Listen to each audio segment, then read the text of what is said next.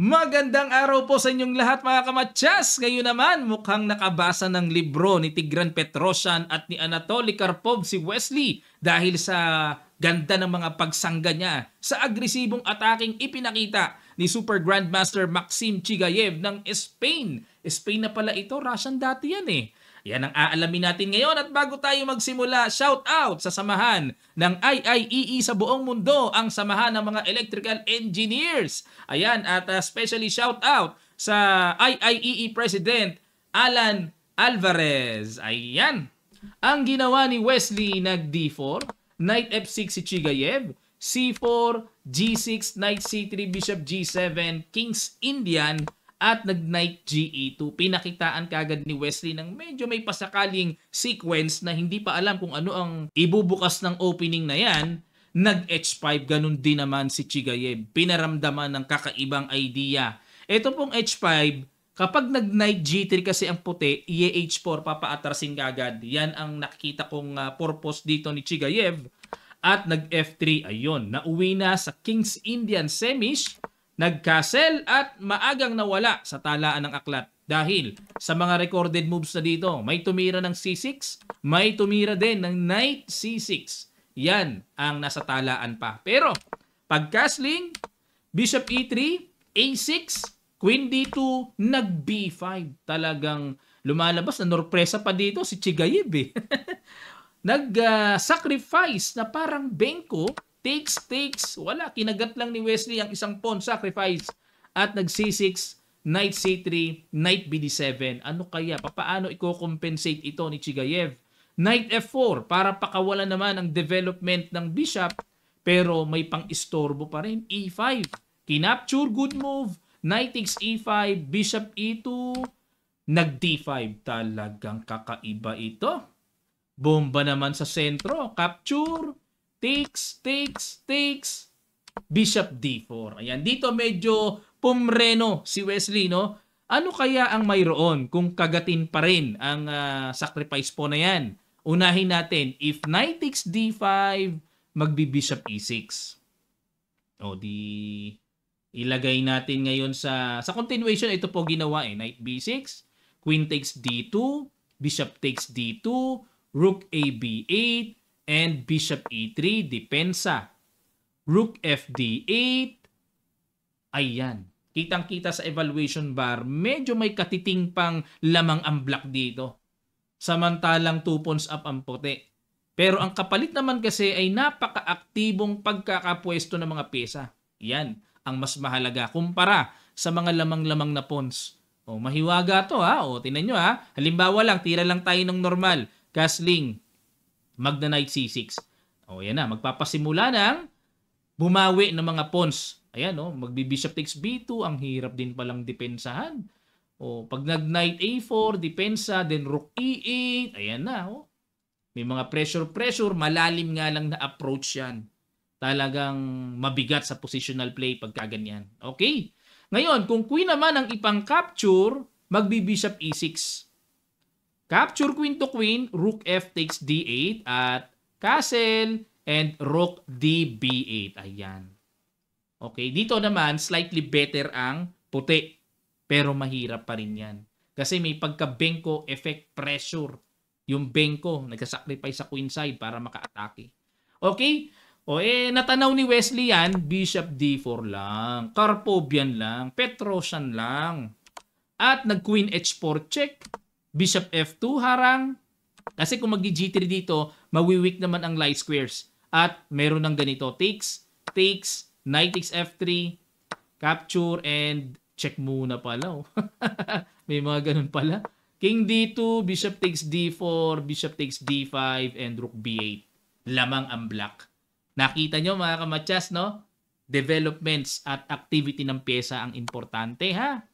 Okay, Bishop F2 ang ginawa, Queen B4, at nag-Rook D1, D4. Talagang.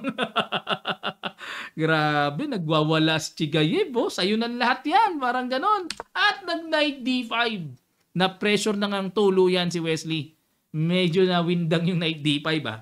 Dapat daw ang tira, nasobrahan na kasi ng sacrifice si Chigayev, kagatin na. O, yun nga lang, nakaka-pressure yung paparating na Rook D8. Tapos mag-A3, magulo din eh, oh. Queen E7, Queen E3. Ayan, kasi hindi pwedeng basta-basta magkakasling dito para masabing makapagtago. Talo ka agad. May tactic ang ganyan. Pag kinapture, knight takes F3, ang sakit. Obosh! Obosh! Durug-durog. O, balik tayo ha. May mga panggulo eh, no? Pero bishop takes D4, A3, Queen E7, Rook D8, A3, balik tayo. Queen E7, Queen E3, ayan, and magbi-bishop A6. Maligalig nga lang, hindi pa rin biro, no? Pero yan ang tamang approach ng puti. Na Knight D5 ang ginawa ni Wesley, Queen takes D2, Brand X, and mali ang tira din. Dapat daw Queen B7. Okay, para atakihin ang Knight sa D5. Pag Queen takes D4 ang ginawa? Talaga? Paano kung gumanon? Ay, grabe naman to. Bubuhayin si Tal pag ganito. Queenless, oh. Check. King F2. Pero ang daming pyesa. May Knight F6, mga ganon-ganon. Mikhail Tal version na ito. Ayan, balik tayo, no? Pero kinapture, humupa ang unos eh. Oh, nang nawala ang queen eh.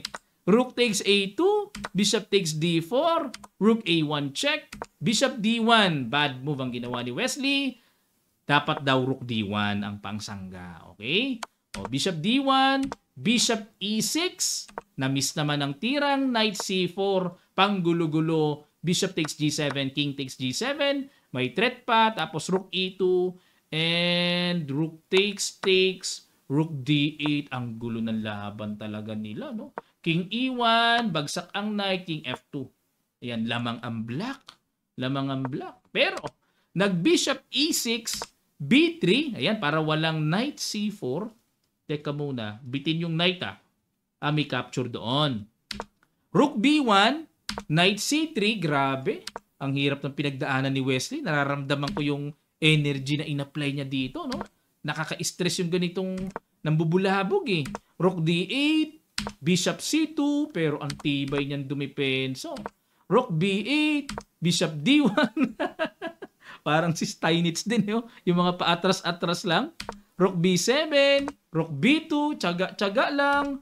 Knight D3, bulabog. Rook B1, tsaga lang. Bishop F5 hanggang dulo. Walang pahinga. Kinapture. Ayun nga lang. Habang nababawasan ng pyesa, yun ang problema ni Chigayev. Bishop C2, Knight D4, depensa na, may atake pa. Good move. Ang ganda ng tira. Knight B4, wala na. Dapat daw tira, King F6. Ayan, yun nga lang. Pag kumapture dito, may Rook takes. Oo nga, King F6 ang good move. Pero nag-Knight B4, Bishop takes, Knight takes F5, King E3, Knight E3, King G6, King E2.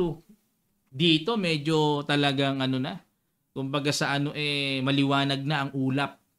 Na kanina'y napakadilim at ang bigat ng tubig na daladala. Nag-Rook A7, ayun, dumungaw, papunta sa A2. Rook B2, depensa lang. Rook A1, Knight C2. Ayun, na-bad move si Wesley. Dapat daw ang tira, King D2. Para magki-King C3. Sipain yung Knight, then push B4, B5. Para makaprogress na yung winning pass pawn dyan. Pero, balik tayo sa Knight C2. Nag-Knight C6. Blunderacious. Bakit kaya nag-blunder? Sige nga, ano po ang huling tira? Ispatan nyo. Nako, napakadali nito. Napakadali nito. Start. Maraming salamat. Ayan, congrats. Simple lang. Bumigay yung tore. Wala na ring oras din kasi. Boss. Ayun, nawindang na rin. Pero ang tamang tira ito, capture. Medyo tatagal pa ito. Rook B1. Rook behind, pass pawn. Tapos, check. Mag-King G5. Rook B6. Ayan, medyo matagal pa ito.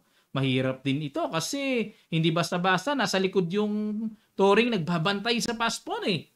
Mahirap pa ito. Hindi pa biro ito, mga kamatsas. Talagang naalala ko ang lakas ni Petrosyan and ni Karpov noong araw, yung kalakasan nila. At mukhang nakapagbasa yata si Wesley ng mga matitinding libro nila. Yan ang ating napag-aralan ngayon. Sana natuto po kayo at sana makadagdag ng improvement sa inyong mga future games.